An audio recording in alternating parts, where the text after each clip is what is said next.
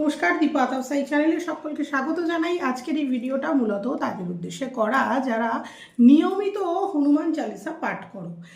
হনুমান চালিসা পাঠ করার যে নিয়ম আছে সেটা অবশ্যই বলবো, কারণ আমরা অনেকেই হনুমান চালিসা পাঠ করি কিন্তু তাতে কিছু ভুল বা ত্রুটি থেকে যায়, তার জন্য কিন্তু অনেক সময় আমরা রেজাল্ট পেয়েও পাই না। অথচ হনুমান বাবাজি তো ভীষণ দয়ালু, আমরা জানি।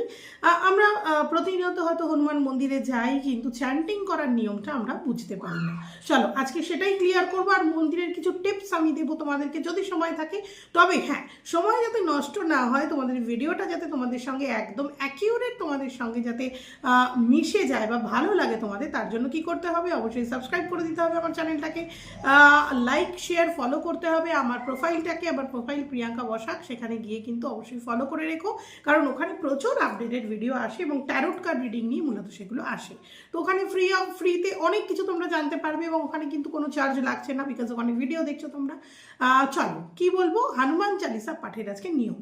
প্রথমত, হনুমান চালিসা কিন্তু শনি মঙ্গলবার করে পড়ার নিয়ম। শনি মঙ্গলবার করে এবং বৃহস্পতিবার করে তুমি হনুমান চালিসা পাঠ করতে পারো।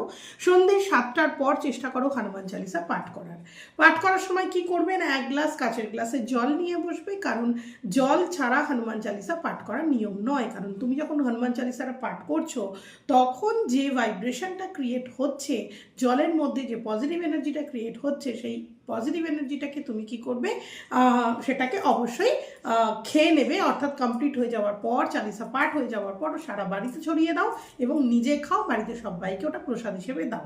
সবার মধ্যে একটা পজিটিভিটি কিন্তু ছড়িয়ে পড়বে। দ্বিতীয় জিনিস, অবশ্যই কিন্তু বই হাতে রেখে হনুমান চালিসা পাঠ করার নিয়ম। অর্থাৎ বই ছাড়া কিন্তু হনুমান চালিসা কোনোভাবেই পাঠ করবে না। যতই মুখস্থ থাকুক, বইয়ের পাতা খুলবে ও দেখে দেখে পড়বে। তৃতীয় জিনিস বলবো, হনুমান চালিসা পাঠ করার সময় চেষ্টা করো লাল একটা আসনে বসে হনুমান চালিসা পাঠ করতে, এবং প্রত্যেক মঙ্গল শনিবার করে অন্তত একটা লাল জবা ফুল বাবার পায়ে নিবেদন করতে। এবং লাস্টলি যেটা আমি বলবো, যে হনুমান চালিসা এমন একটা জিনিস, সেটা যদি তোমার ঘরে গান আকারে তুমি চালিয়ে রাখো, খুব জোরে জোরে চালিয়ে রাখো, তাহলে কিন্তু ওই যে কথায় বলে না, দেয়ালেরও কান আছে, একদম বিশ্বাস করো, প্রত্যেকটি দেওয়ালের ভাইব্রেশনে গিয়ে কিন্তু ভীষণ অ্যাটাক করে। যদি কোনো ইভিল আই, কোনো নোংরা এনার্জি তোমার বাড়িতে থাকে, বাস্তু কোনো দোষ থাকে, অবশ্যই কিন্তু তাতে কিন্তু অনেকটা রিল্যাক্স হয় বা রিমুভ হয় সেগুলো। লাস্টলি আমি বলবো, মন্দিরে কিন্তু শনি মঙ্গলবার করে অবশ্যই হনুমান মন্দিরে যেতে ভুলো না।